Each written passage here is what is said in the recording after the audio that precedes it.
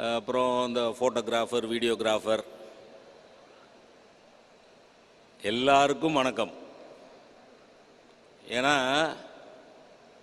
நான் இப்போ கொஞ்ச நாளாக எல்லா மேடையிலையும் ஃபோட்டோகிராஃபருக்கும் வீடியோகிராஃபருக்கும் நன்றி சொல்லிடுறது, வணக்கம் சொல்லிடுறது. ஏன்னா அவங்க ரெண்டு பேரும் மனசு வைக்கலைன்னு வைங்க, என்னை இன்னும் கருப்பாக காட்டுவாங்க, ரொம்ப சிக்கலாயிரும். இது வரைக்கும் நான் எனக்கு 70 வயசு ஆறுது. இது வரைக்கும் நான் ஒரு 256 தடவை ஃபோட்டோ எடுத்திருப்பேன். நான் ரொம்ப அழகாக இல்லைங்கிறது எனக்கே தெரியும். ஆனால் என்னைய 3 ஃபோட்டோகிராஃபர்ஸ் ரொம்ப அழகாக படம் எடுத்து கொடுத்தாங்க. 256 ஃபோட்டோவில் 3 ஃபோட்டோவில் நான் ரொம்ப அழகாக இருக்கேன். அந்த ஃபோட்டோகிராஃபர்ஸுக்கு நான் வாழ்நாள் பூரா நன்றியோடு இருப்பேன். ஏன்னா அழகற்றவனை அழகாக காட்டுவது என்பது பெரிய கலை அல்லவா? அந்த 3 ஃபோட்டோகிராஃபர் யார் யாருன்னு சொல்கிறேன். முதல்ல ரேஷன் கார்டுக்கு ஒருத்தன் எடுத்தான்.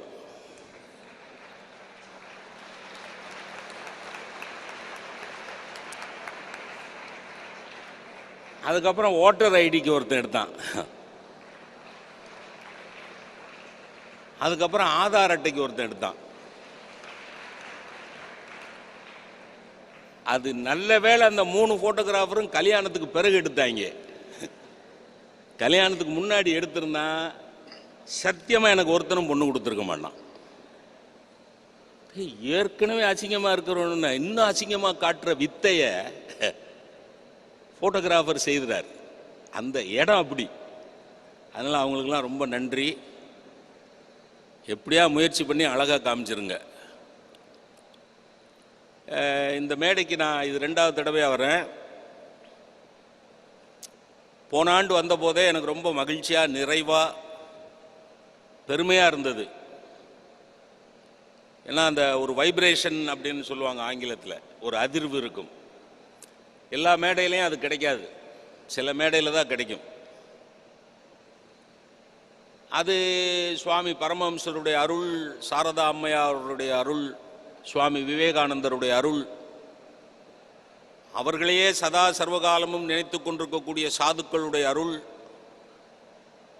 எல்லாமாக சேர்ந்து இந்த மேடையை ஒரு அதிர்வுக்குரிய மேடையாக, அதாவது ஹோலி வைப்ரேஷன், புனிதமான அதிர்வலைகள் நிகழக்கூடிய மேடையாக மாற்றியிருக்கிறது. இந்த மேடையில் 2வது முறையும் வாய்ப்பு கிடைத்ததிலே எனக்கு பெரிய மகிழ்ச்சி. இதில் ஒரு அருமையான பட்டிமன்றம். இந்த பட்டிமன்றத்தில் எனக்கு ரொம்ப சந்தோஷம். மாணவர்கள் பேசுகிறார்கள், நான் கேட்கப் போகிறேன்.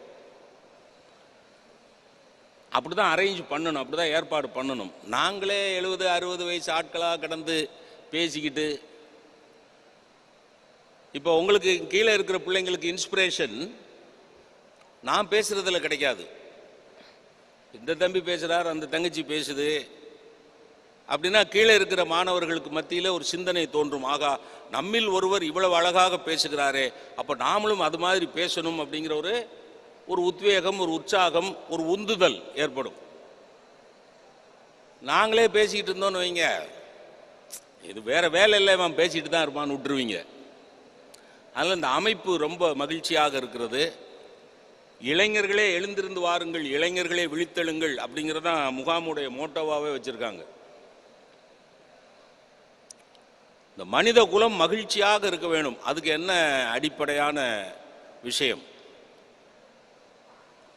மனித குலம் அன்பினால் அடிப்படையாக மகிழ்ச்சியாக இருக்குமா, அல்லது அறிவினால் அடிப்படையாக மகிழ்ச்சியாக இருக்குமா? அதுதான் தலைப்பு. இந்த மகிழ்ச்சிங்கிற வார்த்தை இருக்குல்ல, உணர்வு இருக்கு இல்லையா, மகிழ்ச்சிங்கிற உணர்வு, அந்த உணர்வு ஆண்டவன் மனிதனுக்கு மட்டும்தான் கொடுத்திருக்கிறான், மிருகங்களுக்கு கிடையாது. பறவைகள் பறப்பதை பார்த்தீர்கள் என்றால், அந்த பறவைகள் இறக்கைகளை அசைக்கிற போது ஓ எவ்வளவு உற்சாகமாக பறக்கின்றன என்று தோன்றும். உற்சாகத்தை உணர முடியாதவை பறவைகள், ஆனால் உற்சாகமாக பறக்கும். உற்சாகமாக பறக்கும், ஆனால் அந்த உற்சாகத்தை உணர முடியாது. உற்சாகத்தை உணர்ந்து உற்சாகத்தோடு வாழ்வதற்கு வரமாக கொடுத்திருக்கிறான் ஆண்டவன் மனிதனுக்கு இந்த அறிவை. மகிழ்ச்சியை அனுபவிக்கிறது மனுஷன் மட்டும்தான். இன்னைக்கு உலகத்தில் பலவிதமான டிப்ரெஷன், டென்ஷன், அதில் மகிழ்ச்சியை இழந்துக்கிட்டே வரோம். எனக்கு இந்த முதுகு தண்டில் ஒரு பிரச்சனை வந்தது இப்போ கொஞ்ச நாளைக்கு முன்னாடி. ஒரு சித்தா கிளினிக், சித்தா மருத்துவமனையில் போய் 45 நாள் மருத்துவம் பார்த்தேன். என்னடா 70 வயசு வரைக்கும் ஆரோக்கியமாக இருந்துட்டு இப்படி 70 வயசில் இப்படி வலிக்குது, இனிமேல் எப்படி பிரயாணம் பண்ணுறது, எப்படி பட்டிமன்றங்கள் பேசுறது அப்படின்னு ரொம்ப வருத்தம். அந்த மகிழ்ச்சி கொஞ்சம் கொஞ்சமாக கரைஞ்சிருச்சு. நோய் வந்த உடனே என்ன ஆயிடுது, மகிழ்ச்சி குறையுது.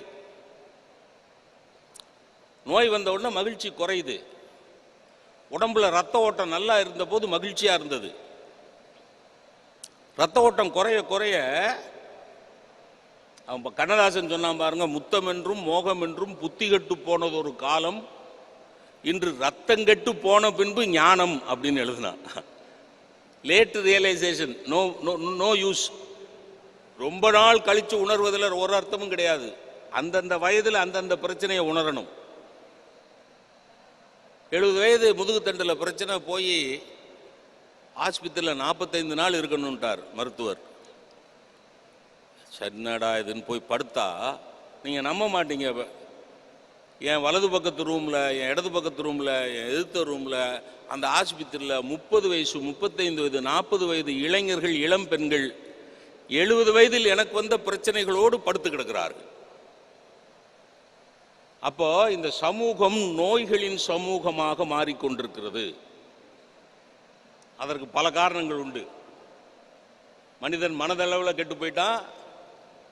மனிதனுக்கு நல்ல நினைவுகள் கிடையாது. பணம் சம்பாதிப்பது மட்டுமே குறியாக ஆகிவிட்டது. அந்த பணத்தை எப்படி வேண்டுமானாலும் சம்பாதிக்கலாம் என்றும் ஆகிவிட்டது. இன்னும் சொல்ல போனா, மகிழ்ச்சியினுடைய அளவுகோலாக மனிதன் பணத்தை வைக்க ஆரம்பித்து விட்டான். மகிழ்ச்சியினுடைய அளவுகோலாக மனிதன் பணத்தை வைத்து விட்டான். அந்த பணத்தை எப்படினாலும் சம்பாதி, எப்படினாலும் சம்பாதி. எனக்கு தெரிய ஒரு டாக்டர் எங்கள் ஊரில், நான் சிவகாசியில் வேலை பார்த்துட்டு இருக்கையில், மருந்து மாத்திரை ஊசிலாம் போடுவார். போட்டு கரெக்டாக ஒரு 15 இல்லது 20 ரூபா தான் வாங்குவார். எனக்கு அவர் செய்யக்கூடிய அந்த மருத்துவ சேவை, மனித சேவை எனக்கு ரொம்ப பிடிச்சி, ஒரு நாள் போய், டாக்டர் உங்களை நினச்சா எனக்கு ரொம்ப பெருமையாக இருக்குது டாக்டர், ஊசிக்கு போடுறீங்க, மருந்து கொடுக்குறீங்க, எல்லாம் செஞ்சுட்டு 15-20 ரூபாய்க்கு மேலே வாங்க மாட்டேங்கிறீங்களே, எவ்வளோ பெரிய மனித சேவை செய்கிறீங்க அப்படின்னு. அவர் என்னை கூப்பிட்டு, ப்ரொஃபஸர் காது கிட்ட வாங்க, பக்கத்தில் வாங்க, உங்கள் காதை கொடுங்கன்னாரு. என்ன, எம்டி எம்எஸ் படித்த டாக்டர்ஸு 2500 3000ன்னு வாங்குறதுல அர்த்தம் இருக்குது.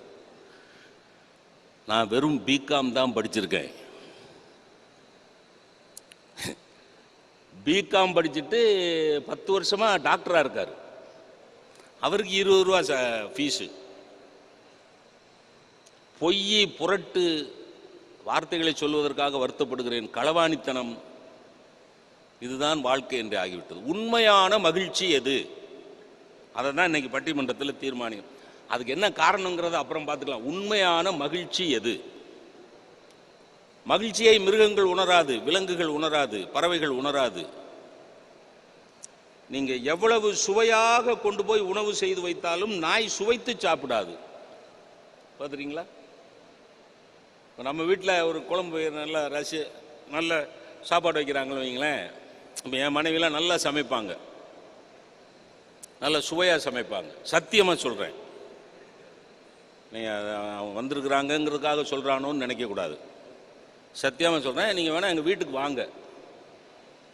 ஏன்னா யாரையும் விதி அவ்வளோ எளிதாக விடாது. எங்கள் வீட்டுக்கு வாங்க, சாப்பிடுங்க.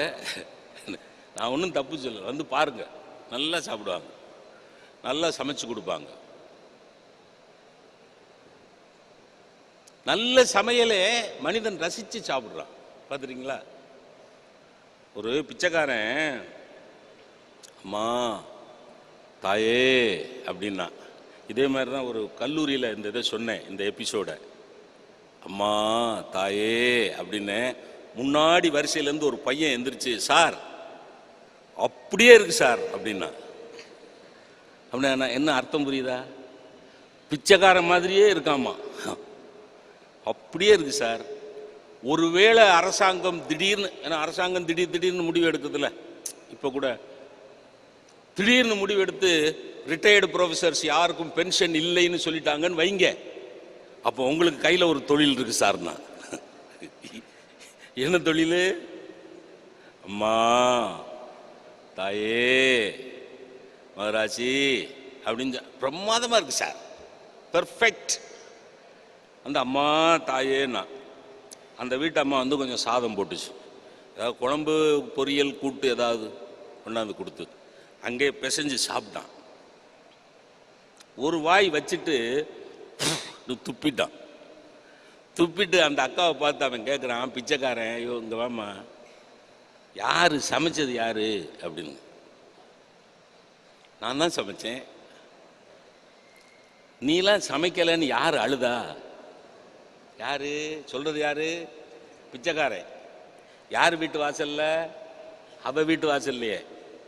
நீலாம் சமைக்கலைன்னு யார் அழுதா? இது நாய் திங்குமா இந்த சாப்பாடை? அந்த அக்காவுக்கு வெறி பிடிச்சி போச்சு. ஆட நாயே, எவ்வளவு திமிர் இருந்தால் என் வீட்டு வாசலில் வந்து உட்காந்துட்டு நான் சமைச்ச சாப்பாடை குத்தம் சொல்லுவேன், எட்டிக்கிட்டு அடிச்சேனா அப்படின்னு கையை தூக்குனால. தூக்குனோன்னு பிச்சைக்காரன் சொன்னா, எக்கா அடிக்கிற வேலை வச்சுக்காத, ஓ புருஷன் தான் 100 ரூபா கொடுத்து கேட்க சொன்னார். அப்போ எவனோ ஒருத்தன் ஒரு 40 வருஷம் அந்த அவதியில் இருந்திருக்கான்,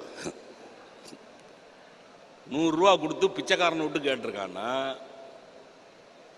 நல்ல சமைச்சு வச்சா மனுஷன் ரசித்து சாப்பிட்றான்ல. ஆனால் நாய்க்கு நீங்கள் எவ்வளவு நல்லா சமைச்சு வைங்க, ரசித்து சாப்பிட்ருக்கா? அது பாட்டில் லப்பன்னு நீங்கள் ருசி இல்லாத சாப்பாடை வச்சா எப்படி சாப்பிடுமோ அதே மாதிரி தான் ருசி உள்ள சாப்பாடையும் சாப்பிடும். ஆனால் மனுஷன் அப்படி கிடையாது, ரசிக்கிறான். இப்போவே பட்டிமன்றம் நடந்திருக்கு. இப்போ நான் சில ஜோக்கெலாம் சொல்கிறேன். மாணவர்கள் கேம்புக்கு வந்திருக்கிற, முகாமுக்கு வந்திருக்கிற மாணவர்களுக்கு சொல்கிறேன், ரிலாக்ஸ்டாக இருங்க, புரியுதா? ரொம்ப பேர் என்ன நினைச்சிட்டான், இப்போ ஆன்மீகம் அப்படின்னு சொன்னா ஸ்டிஃபா உட்கார்ந்துகிட்டு இருக்கணும், ரொம்ப அப்படி நினைச்சிட்டான். இப்போ ஆன்மீகம் அப்படின்னா சிரிச்சிடக்கூடாது, சிரிச்சிட்டோம்னா என்ன ஆயிரும்? ஆன்மீகம் கலைஞ்சிரும், தவம் போயிடும்.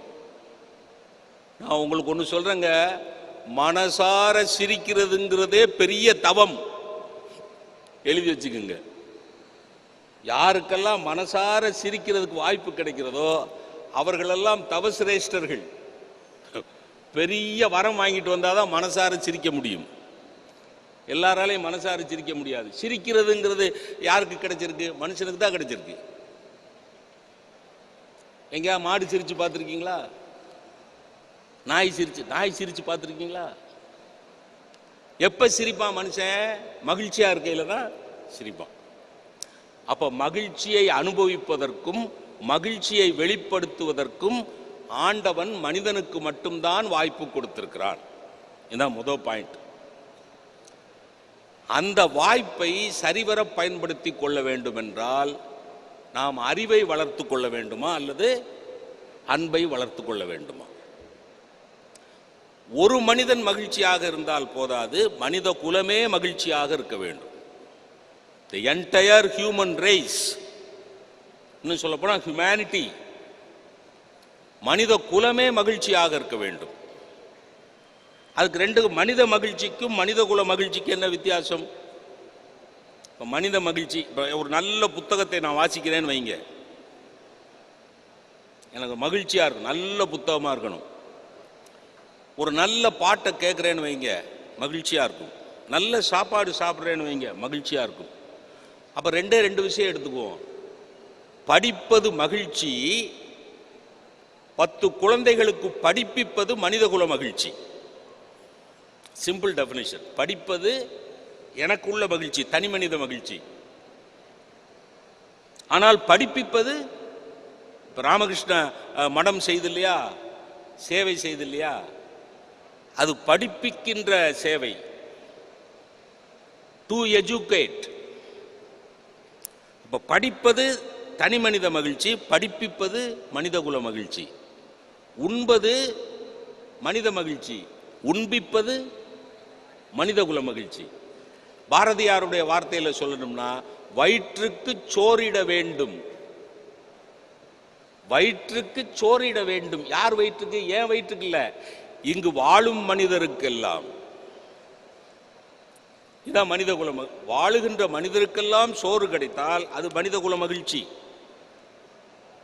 வயிற்றுக்கு சோறிட வேண்டும், இங்கு வாழும் மனிதருக்கெல்லாம் பயிற்றி பல கல்வி தந்தே இந்த பாறை உயர்த்திட வேண்டும். இதுதான் மனிதகுலம். இந்த பாறை உயர வேண்டும். எல்லாரும் இன்புற்றிருக்க நினைப்பதுவே அல்லாமல் வேறொன்றறியேன் பராபரமே. மனிதகுல மகிழ்ச்சி. யாம் பெற்ற இன்பம் பெருக இவ்வையகம். மனிதகுல மகிழ்ச்சி. இது என்ன வேணும்? அன்பு வேணுமா, அறிவு வேணுமா? அன்புங்கிறது மனசு சம்பந்தப்பட்டது, அறிவுங்கிறது மூளை சம்பந்தப்பட்டது. இந்த தலைப்பை இப்படி மாற்றி போட்டோம்னா, மனிதர்கள் மூளையால் வாழ்ந்தால் மனிதகுலம் மகிழுமா, அல்லது மனிதர்கள் மனதால் வாழ்ந்தால் மனிதகுலம் மகிழுமா? வாழ்க்கைக்கு அடிப்படையாக மூளையை வைப்பதா அல்லது மனதை வைப்பதா? இதுதான் கேள்வி. கனமான கேள்வி, உங்களுக்கு கொஞ்சம் கஷ்டமான கேள்வி. மனதால் வாழ்வதென்றால் என்ன, மூளையால் வாழ்வதென்றால் என்ன அப்படிங்கிறதெல்லாம் விளக்குனா ரொம்ப போர் அடிக்குதுன்னு ஆயிரும். அது வேற இடத்துல வச்சுக்கிறேன், நான் விளக்குவேன், அது வேற விஷயம். ஆனால் இந்த குழந்தைகளுக்கு அது ரொம்ப பெரிய கனமாக போயிடும். அன்பை வளர்க்க வேண்டுமா, அறிவை வளர்க்க வேண்டுமா? இதுதான் அடிப்படையான கேள்வி. ஒரே ஒரு விஷயம் சொல்லிட்டு உங்களுக்கு பேச சொல்கிறேன். மகிழ்ச்சினா என்னன்னு தெரியலன்னு முதலே சொன்னேன். நிஜமான மகிழ்ச்சி எது, உண்மையான மகிழ்ச்சி எது? இப்போ நான் ஒரு கேள்வி கேட்குறேன். பயணம் பண்ணுறது, இப்போ ஒரு நல்ல பஸ்ஸில் ஏறி உட்கார்றேன், ஒரு ஓல்வா சூப்பர் பேக் சீட்டர், அப்படி தட்டா சர்ன்னு சரியுது. இப்போ பஸ்ஸிலே ஸ்லீப்பர் கோச்செலாம் வந்துருச்சு, ஸ்லீப்பர். இப்போ அந்த பஸ்ஸில் டிக்கெட் கிடச்சி ரிசர்வ் பண்ணி நான் ஏறி உட்கார்றேன். ஏசி ஃபுல் ஏசி போட்டுட்டான். பஸ்ஸு புது பிராண்ட் நியூ பஸ். டிரைவர் கம்பீரமாக உட்காந்துருக்கிறான். அந்த பஸ்ஸை பார்த்த உடனே மனசுக்குள்ள இந்த பயணம் மிக சந்தோஷமாக மகிழ்ச்சியாக அமைய போகுது. ஏன்னா சீட்லாம் அப்படி கம்ஃபர்டபுளாக இருக்கு. அப்படியே உட்கார்ந்துருக்கிறேன். இப்போ கேள்வி, இந்த பஸ்ஸில் பயணிப்பது மகிழ்ச்சியா அல்லது நான் எந்த ஊருக்கு போக வேண்டுமோ அந்த ஊருக்கு இந்த பஸ் போய் நிற்பது மகிழ்ச்சியா? புரியுதா என்ன சொல்றேன்னு? இந்த பஸ்ஸில் போறது மகிழ்ச்சியா அல்லது கரெக்டாக நான் போய் சேர வேண்டிய ஊருக்கு இந்த பஸ்ஸு சேஃபாக பாதுகாப்பாக போய் சேர்றது மகிழ்ச்சியா? அல்டிமேட் ஹாப்பினஸ் எது? அல்டிமேட் ஹாப்பினஸ்னா என்ன? முடிந்த மகிழ்ச்சி எது? இந்த பஸ் எவ்வளோ ஸ்பீடாக போகுது, எவ்வளோ கம்ஃபர்டபுளாக இருக்குது, டிரைவர் எவ்வளோ எஃபிஷியண்ட்டாக ஓட்டுறார், இதெல்லாம் பெரிய விஷயம் இல்லை. நான் மெட்ராஸ் போகணும்னா மெட்ராஸ் வரைக்கும் இந்த பஸ்ஸு சேஃபாக போய் என்னை இறக்கி விடணும். என்னை இறக்கி விடலைன்னு சொன்னால் அந்த பஸ்ஸு எவ்வளவு வசதி உள்ள பஸ்ஸாக இருந்தாலும் அந்த பஸ்ஸுனால பிரயோஜனம் கிடையாது. புரியுதா என்ன பாயிண்ட் சொல்கிறேன்னு? புரியுறதா? பஸ்ஸு கம்ஃபர்டபுளாக இருந்து டிரைவர் இன்எஃபிஷியண்டாக இருந்துட்டாருன்னு வைங்க, பாட்டில் ஓட்டுறாருன்னு வைங்க, செல்ஃபோன் பேசிக்கிட்டே ஓட்டுறாருன்னு வைங்க, பஸ்ஸு கம்ஃபர்டபுளாக இருக்கு. ஆனால் இவர் இப்படி வச்சுக்கிட்டு இப்படி ஓட்டுறாரு, தண்ணிலாம் குடிப்பான் சில டிரைவர். மகிழ்ச்சி போயிடும். பஸ்ஸு எவ்வளோ வசதியாக இருந்தாலும் மகிழ்ச்சி போயிடும். ஏன்னா இவன் எந்த நேரத்தில் போய் எங்கே இடிப்பானோ, என்ன ஆகுமோ, ஏதாகுமோ, நம்ம போய் சேர வேண்டிய இடத்துக்கு போயிடுவோமோ, நம்ம போய் சேர வேண்டிய இடத்துக்கு போயிடுவோமோ அப்படின்லாம் ஒரு பதட்டம் ஆயிரும். சரி, இன்னொன்று சொல்கிறேன் கேளுங்க. என்னுடைய கோ பேசஞ்சர் இருக்கான் பாருங்க, என் பக்கத்தில் உட்கார்ந்துருக்கான் பாருங்க, அவன் ஒரு கான்ட்ரிபியூட்டரி ஃபேக்டர் என் மகிழ்ச்சிக்கு. புரியுதா என்ன சொல்றேன்னு? பஸ் என் மகிழ்ச்சி அதிகரிக்காது, டிரைவர் அதுக்கு பொறுப்பேற்கணும். என் மகிழ்ச்சிக்கு யார் பொறுப்பேற்கணும்? டிரைவர். பக்கத்தில் உட்காந்து பயணம் பண்ணுறான் பாருங்க, அவன் பொறுப்பேற்கணும் என் மகிழ்ச்சிக்கு. அவன் தண்ணியை போட்டு வந்து உட்காந்துட்டான்னு வைங்களேன் ஒரு பேச்சுக்கு. இப்போ டாஸ்மாக்லாம் வந்த பிறகு எல்லா இடத்துலையும் அப்படி தான் குடிக்கிறான். இந்த தீபாவளிக்கெல்லாம் 380 கோடி வித்து தான் டேர்ன் ஓவர். 380 கோடிக்கு மது விற்றுருக்குன்னா எத்தனை பேர் குடிச்சிருமான்னு யோசிச்சு பார்த்துக்குங்க. அவன் ஒருத்தன் பக்கத்தில் வந்து உட்காந்துட்டான்னு வைங்க. பஸ் நல்லா இருக்கு, சீட்டு பிரமாதமாக இருக்கு, ஃபுல் ஏசி, எஃபிஷியன்ட் டிரைவர், ஆனால் இவன் பக்கத்தில் உட்காந்துருக்கான். எனக்கு அப்படி ஒரு அனுபவமே ஏற்பட்டது. பக்கத்தில் இருந்தாருங்க, வந்த உடனே உட்காந்துட்டு கும்பிட்டான், நானும் கும்பிட்டேன். எங்கே போறீங்கன்னா, மெட்ராஸ் போகிறேன். ஃபர்ஸ்ட் கியரை டிரைவர் போட்டாருங்க, நீங்கள் நம்ப மாட்டீங்க. இருந்தாருங்க அப்படின்னு போட்ட உடனே இவன் அப்படின்னா அப்படின்னு எனக்கு இதே மாதிரி வெள்ளை சட்டை வெள்ளை வேட்டி குபுக்குன்னு என் மேலே வாந்தி எடுத்தான்னு வைங்க, அவ்வளோதான். உன்னை நான் சீட்டோட ஒட்டிக்கிட்டேன். அவன் என்னைய பார்த்து சொல்கிறான், அதான் இப்போ எடுக்க மாட்டானாமா, இன்னும் கொஞ்சம் நேரம் இருக்காமா. நீங்கள் நம்ப மாட்டீங்க, நான் சிவகாசியிலிருந்து சென்னை போகிறதுக்கான 12 மணி நேரமும் என்னை டென்ஷன்லேயே வச்சுருந்தான். இப்போ நான் டென்ஷனாகவே உட்காந்துருந்தேன். ஒரு அரை மணி நேரத்துக்கு ஒரு தடவை வந்தாருங்க, அப்படிமா வாந்தி எடுக்க மாட்டான். இப்போ பாருங்க, பஸ்ஸு நல்லா இருக்கு, டிரைவர் நல்லா ஓட்டுறாரு, ஆனால் பக்கத்தில் இருக்கவன் கோளாறாக இருக்கு. புரியுதுங்களா? அப்போ உண்மையான மகிழ்ச்சி என்பது எதில் இருக்கிறது? பஸ்ஸில் இல்லை. நம்ம சரியா எந்த ஆபத்தும் இல்லாமல், எந்த விபத்தும் இல்லாமல், எந்த வில்லங்கமும் இல்லாமல் நம்ம போக வேண்டிய டெஸ்டினேஷனுக்கு போய் சேர்ந்தா அதுதான் உண்மையான மகிழ்ச்சி. சரியா? நல்ல மகிழ்ச்சி எது, கெட்ட மகிழ்ச்சி எது? மகிழ்ச்சியில நல்ல மகிழ்ச்சி கெட்ட மகிழ்ச்சின்னு இருக்கு. அது எப்படி சார் மகிழ்ச்சியில கெட்ட மகிழ்ச்சி? உங்களுக்கு ஒரு சிம்பிளா சொல்றேன். நல்ல மகிழ்ச்சிக்கு அனுபவிக்கிறதுக்கு முன்னாடி விலை கொடுத்தா போதும். நான் சொல்றது விளங்கணும்னா யோசிங்க. நல்ல மகிழ்ச்சிக்கு அனுபவிக்கிறதுக்கு முன்னாடி விலை கொடுத்தா போதும். கெட்ட மகிழ்ச்சிக்கு அனுபவிக்கிறதுக்கு முன்னாடியும் விலை கொடுக்கணும், அனுபவிச்ச பின்னாடியும் விலை கொடுக்கணும். விளங்குதா என்ன சொல்றேன்னு? இப்போ நல்ல மகிழ்ச்சிங்கிறது ஒரு 250 ரூபாய்க்கு என் பணத்தை செலவழித்து ஒரு நல்ல புஸ்தகத்தை வாங்கி படிக்கிறேன்னு வைங்க, அது நல்ல மகிழ்ச்சி. எனக்கு செலவு எவ்வளவு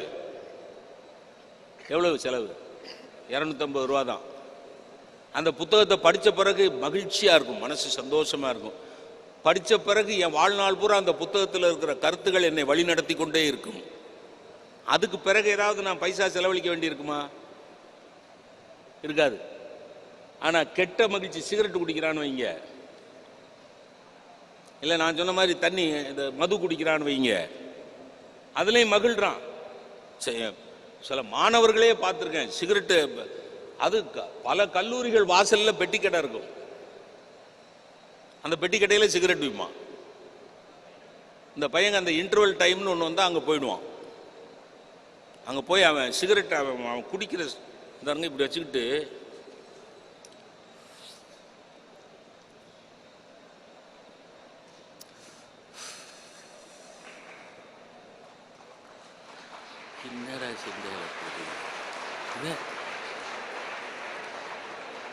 அதாவது திருநாவுக்கரசர் பெருமான் சிவலயத்தில் கூட இப்படி இருந்திருக்க மாட்டார்.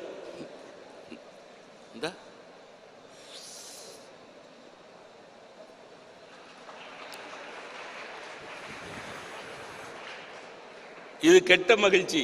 இது என்ன தெரியுமா?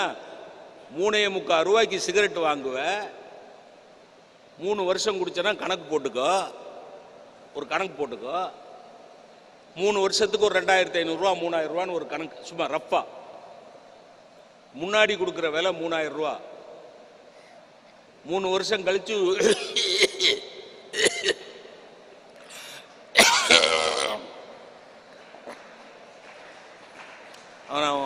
அவங்க அப்பா சொல்லுவார், ஏன்டா இப்படி இருமுற, போய் டாக்டர்கிட்ட காட்டுறா. டாக்டர் எக்ஸ்ரே எடுக்கணும் பாரு. எக்ஸ்ரே எடுத்து பார்த்துட்டு டாக்டர் எக்ஸ்ரே கீழே போட்டுட்டு லங்ஸை காணுமிடா.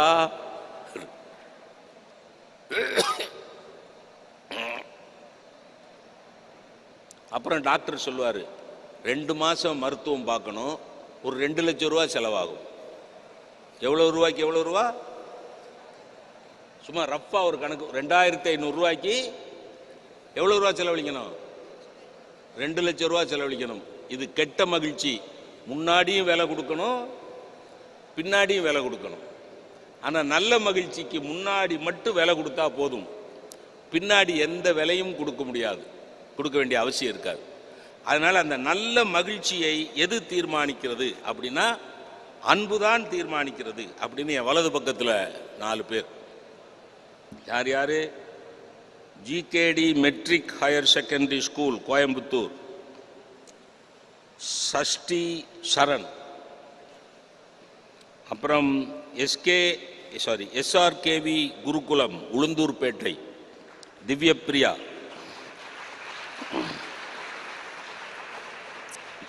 Coimbatore Kumaraguru college of technology Ramachandran. Coimbatore RKMPU FTMSC Poornakala. இவங்க 4 பேரும் அன்பேன்னு பேசுகிறாங்க. இந்த பக்கம் இருக்க மறுபடியும் சொல்கிறேன், மகிழ்ச்சினா உண்மையான மகிழ்ச்சி. நல்ல மகிழ்ச்சிக்கு எது தேவை? சும்மா அரட்டை அடிச்சுக்கிட்டு இருக்கிறது, டிவி பார்த்துக்கிட்டு இருக்கிறது, சினிமா பார்க்குறது, இதெல்லாம் மகிழ்ச்சியினுடைய ரொம்ப ரொம்ப தரம் குறைவான விஷயங்கள். உயர்ந்த மகிழ்ச்சி நோக்கும் இடமெல்லாம் நாமன்றி வேறில்லை. நாம் பாருங்க பாரதி, எத்தனை கோடி இன்பம் வைத்தா எங்கள் இறைவான். நாம் பாருங்க அந்த இன்பம், அந்த மகிழ்ச்சி. அதுக்கு அறிவு தான் வேணும். இந்த பக்கம் Swami Vivekananda tuition centre Vadamattam Kumbakonam, Varadarajan BSc physiotherapy Coimbatore, Lekha Sri she BVoc, அதுக்கு மட்டும் எக்ஸ்பான்ஷன் கொடுத்துருக்காங்க. Beauty therapy and aesthetics PSGR Krishnammal college Coimbatore. Jhansi Rani என்னன்னு தெரியல, இந்த பொண்ணுக்கு மட்டும் கிளாஸ் சொல்லியிருக்காங்க. 3rd BSc physics Sri S Ramasamy Naidu memorial college Sattur.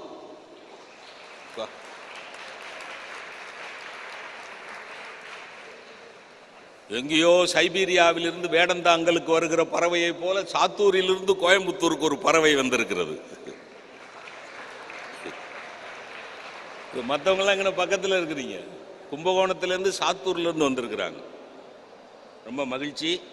நான் ஏன் டைம் செலவழித்து ஸ்பெசிஃபிக்காக அந்த இடங்களை கல்லூரி பேர்லாம் வாசித்தேன் அப்படின்னு சொன்னால், இங்கே பாருங்கள்,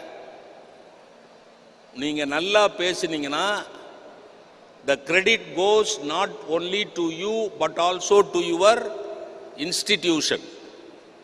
அப்படின்னா உங்களுடைய இன்ஸ்டிடியூஷனுடைய பெருமையை உயர்த்தி பிடிக்க வேண்டிய பொறுப்பும் உங்களுக்கு இருக்கிறது அப்படிங்கிறத ஞாபகப்படுத்துறதுக்கு தான் அந்த இன்ஸ்டிடியூஷன் பேரையெல்லாம் கவனமாக வாச்சேன். இல்லைன்னா பேரை மட்டும் சொல்லிட்டு விட்டுடலாம். ஆகா 4 நாள் 8 குழந்தைங்க பேச போகிறாங்க. நீங்கள் நல்லா ரசிங்க, நல்லா சிரிங்க, நல்லா மகிழ்ச்சியாக இருங்க.